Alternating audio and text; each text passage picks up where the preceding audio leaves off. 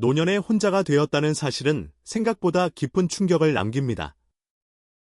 늘 곁에 있던 이가 사라지고 익숙한 일상이 서서히 무너질 때 사람들은 처음으로 묻게 되죠.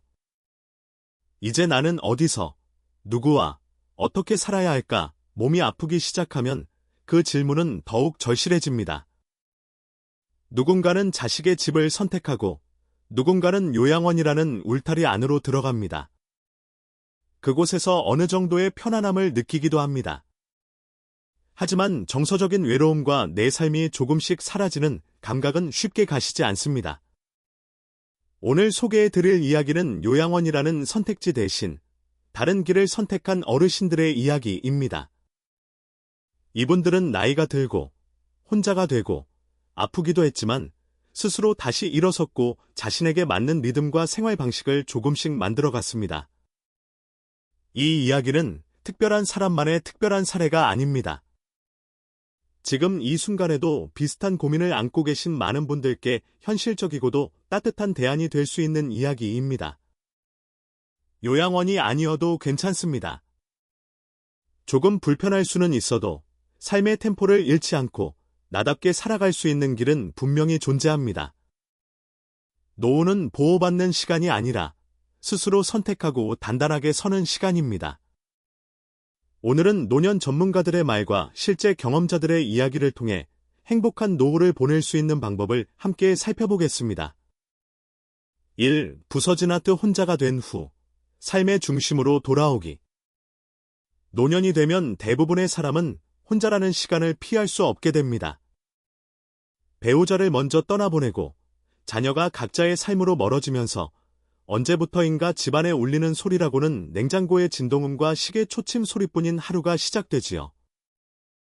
두 어르신의 이야기를 통해 혼자가 되었다는 사실을 받아들이기까지의 시간, 그 안에서 어떤 감정이 있었는지, 그리고 어떻게 다시 삶의 중심으로 돌아왔는지 알아보겠습니다.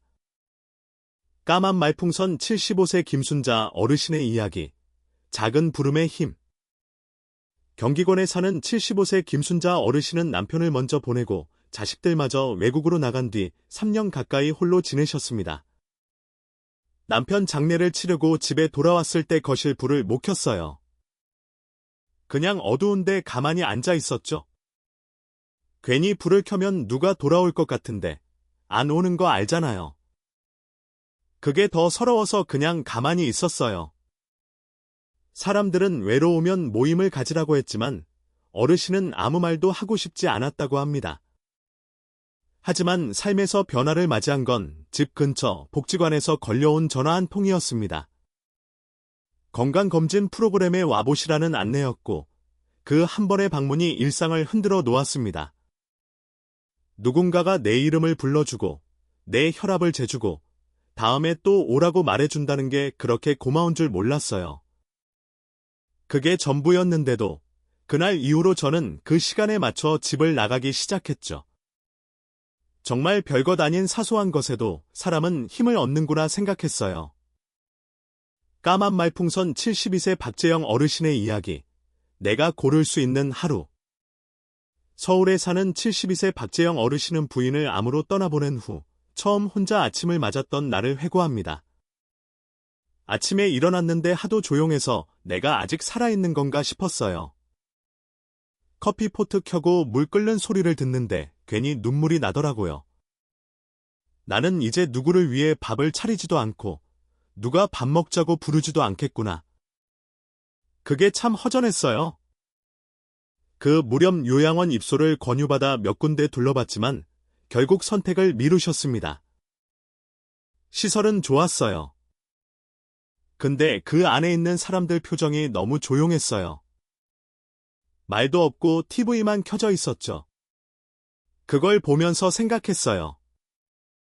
나는 아직 말이 필요하고 아직 내가 고를 수 있는 침대랑 창문이 좋다고요. 그 후 어르신은 집 구조를 바꾸고 생활 패턴을 정리하며 혼자 살기로 결심했습니다. 손잡이를 달고 가벼운 운동을 시작했고 지금은 일주일에 2번 동네 작은 도서관에서 봉사하며 활력을 찾고 있습니다. 혼자 산다는 것은 단지 사람 수의 문제가 아닙니다. 그 안에는 익숙한 것을 잃어버렸다는 상실감과 나조차도 나를 돌보지 않게 되는 감정의 무너짐이 있습니다. 하지만 이 두 분처럼 누군가의 이름을 부르는 소리, 나를 필요로 하는 시간표, 내가 스스로 고른 하루의 흐름은 조용히 삶을 다시 일으킵니다. 이 집 요양원보다 내 삶의 주인으로 살기. 노년에 접어들면 누구나 내가 앞으로 어디서 살아야 할지를 고민하며 세 가지 선택지 앞에 서게 됩니다. 자식 집, 간병인을 둔 자신의 집, 요양원. 그리고 이 세 가지 중 어느 것도 완벽한 정답은 아닙니다. 82세 이숙자 어르신은 이 세 가지 방식을 모두 경험해 본 후 결국 다시 혼자 살기로 결정하셨습니다. 키캡 1 자식 집에서의 조심스러움. 심장병을 앓으며 딸의 집에서 지내게 된 어르신은 처음엔 온기를 느꼈지만 시간이 지나면서 분위기가 바뀌었습니다. 아무리 가족이어도 함께 산다는 건 서로 조심하게 만드는 일이었어요. 딸이 내 앞에서 조용히 한숨 쉬는 걸 보고 나니 나도 밥솥 뚜껑 여는 소리가 괜히 미안해지더라고요. 키캡 2 간병인과의 어쩔 수 없는 거리감. 딸의 권유로 간병인을 불러 자신의 집으로 돌아갔지만 사람, 간병인, 이 계속 바뀌고 집에 낯선 사람이 있는 느낌은 익숙해지지 않았습니다. 몸은 편했지만 함께 있지만 함께 있는 느낌이 아닌 사람이 있는데 외로운 그런 느낌이었어요. 키캡 3 요양원의 선택권 상실. 결국 요양원에도 입소했지만 쾌적하고 안전한 시설 속에서도 지쳐갔습니다. 생활이 정해진 시간표대로 돌아가니까 내가 뭘 선택할 수 있는 게 별로 없더라고요. 식사도 시간 맞춰야 하고 산책도 정해진 구역 안에서만 해야 하고 그게 나를 점점 작게 만들었어요. 결국 어르신은 요양원에서 다시 집으로 돌아가기로 결심합니다. 어느 날 문득 달력을 보는데 이 날짜들이 나한테는 아무 의미가 없다는 생각이 들었어요. 내가 오늘 뭘 결정했는지 돌아보면 아무것도 없더라고요. 시간은 흐르는데 내가 빠져있는 느낌이었죠. 불편해도 괜찮으니 다시 내 집에서 내가 정한 시간에 내가 먹고 싶은 음식을 해먹고 싶다고. 전등 다시 홀로 서기 위한 안전한 루틴. 어르신은 다시 집으로 돌아가기 전 혼자 살아가기 위한 구체적인 계획을 세웠습니다. 집 구조 변경, 욕실에 미끄럼 방지 매트와 손잡이를 설치하고 자주 쓰는 물건은 허리 높이에 두어 낙상 위험을 줄였습니다. 응급 및 돌봄 시스템 활용, 복지관을 통해 응급 시스템과 방문 진료 서비스를 신청했습니다. 느슨한 관계 유지, 이웃과 전화번호를 교환하고 일주일에 한 번은 복지관 모임에 나가 고립되지 않도록 했습니다. 처음엔 불안했지만 이상하게 내가 내 일정을 정하고 내가 내 밥을 차리는 그 일상이 예전보다 더 소중하게 느껴졌어요. 혼자 있는 건 외로운 일이지만 누구에게도 미안해하지 않아도 되는 자유가 있어요. 조금 불편할 수는 있어도 작은 결정 하나하나에 내가 들어있다는 것이 삶을 다시 따뜻하게 만들어주지요. 3. 방패 일자리와 느슨한 연결. 나를 잊지 않는 삶. 요양원이 유일한 길은 아닙니다. 나에게 아직 결정할 수 있는 힘이 있다면 삶을 설계하는 다른 방법도 분명 존재합니다. 다만 그 방법을 아는 사람과 모르는 사람 사이에는 삶의 질이 크게 달라질 수 있습니다. 공장 노인 일자리를 통한 삶의 리듬 회복. 충청도에 사는 70세 김태훈 어르신은 집에만 있다가 이러다 말도 잊어버리겠다 싶어 동사무소를 통해 노인 일자리를 직접 알아보기 시작했습니다. 그렇게 연결된 일은 초등학교 앞등하굣길 보조였습니다. 아침에 일어날 이유가 생기니까 저절로 밤에 너무 늦게 안 자게 되더라고요. 아이들이 손 흔들고 인사하면 그게 참 기분이 좋아요. 내가 아직 누군가에게 필요한 사람이라는 게 느껴졌어요. 노년이 되어 일을 한다는 것은 단지 돈을 버는 일이 아닙니다.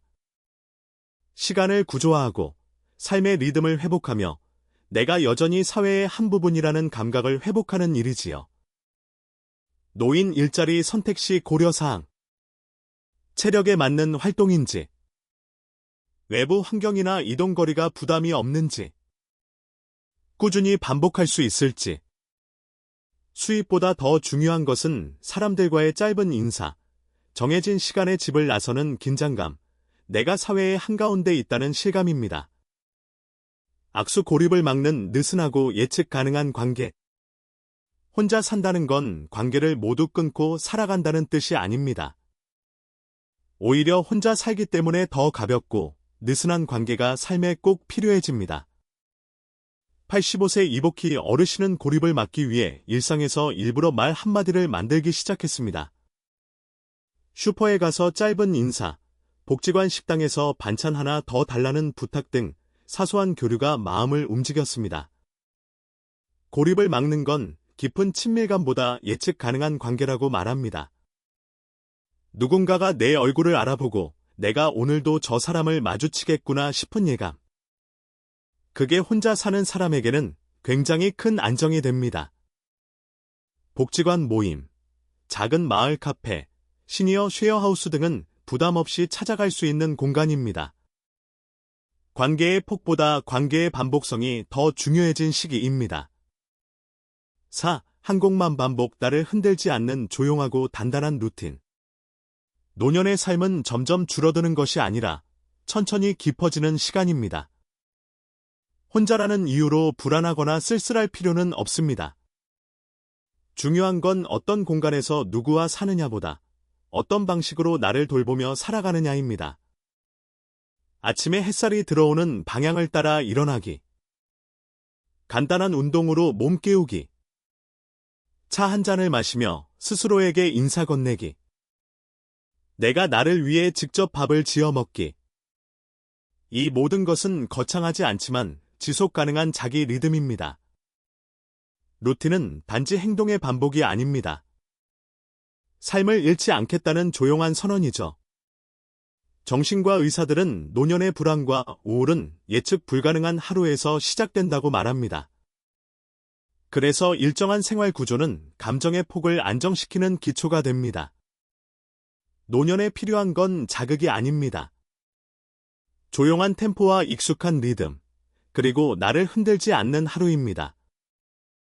삶의 마지막까지 나를 지키고 선택할 수 있다는 것, 그것이 노년의 가장 큰 존엄이자 기쁨입니다. 행복한 노후는 누구나 누릴 수 있습니다. 그 시작은 지금 이 순간, 나답게 살아가겠다는 작은 다짐 하나입니다. 손가락을 오른쪽으로 여러분은 혼자서도 잘 살아가기 위해, 행복한 노후를 보내기 위해 어떤 나만의 루틴을 만들고 계시나요? 함께 나눠주시면 다른 분들께도 큰 도움이 될 것입니다.